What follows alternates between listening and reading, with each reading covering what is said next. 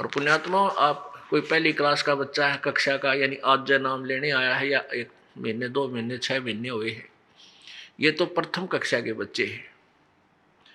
और जिनको द्वितीय मंत्र मिल गया वो समझ लो मिडिल पास कर गए, मैट्रिक। और जिनको तीसरा मिल गया वो तो कंप्लीट, यानी उन्होंने अपनी शिक्षा लगभग पूरी कर ली, लेकिन ज्ञान फिर भी साथ रहेगा। तो ये ज्ञान हम सभी को आराम से समझना चाहिए, और इस ज्ञान को जब तक आधार हम नहीं बना पाएंगे, हम कभी भी विचलित हो सकते हैं। क्योंकि तीसरा नाम प्राप्त भी कुछ ऐसे प्राणी भक्त हैं जो ज्ञान से आंशिक परिचित हैं, इसलिए उनका आता रहना बहुत जरूरी है। रह रहकर ये ज्ञान नई उमंग देगा, आपको नया रास्ता देगा, और आपको एक प्रकार की ऐसा जो हलचल मचेगी कि सचमुच ये ज्ञान तो मैंने कभी सुना ही नहीं था।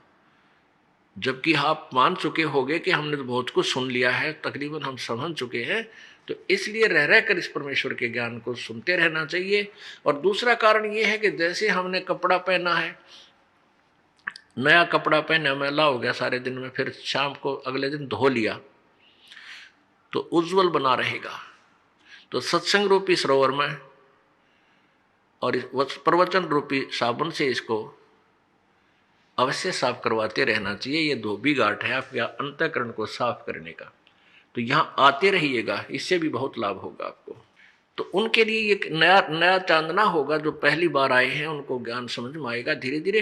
तो ये बार बार आपको इसका आवर्ती कराई जा रही है, बार बार आपको रिपीट कराया जा रहा है। आपके कुछ दिनों में आपके उंगलियां पा जाएगा ये तत्व ज्ञान।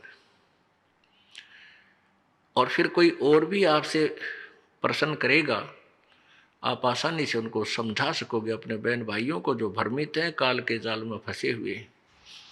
इसलिए आपको बार बार ये ज्ञान सुनाया जाता है, याद कराया जाता है।